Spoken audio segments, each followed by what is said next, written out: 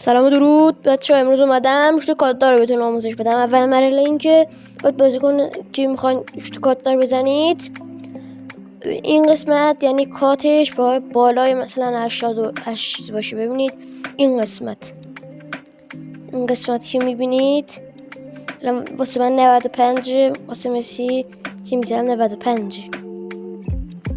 قسمت رو بریم که آموزش بدم. اول اینکه حالا توپو میدیم به مسی، میدیم و اول باید حالا شوتو ببینید داشته باشید. میاریم شوتو میکشیم، ببینید اینجوری، اینجوری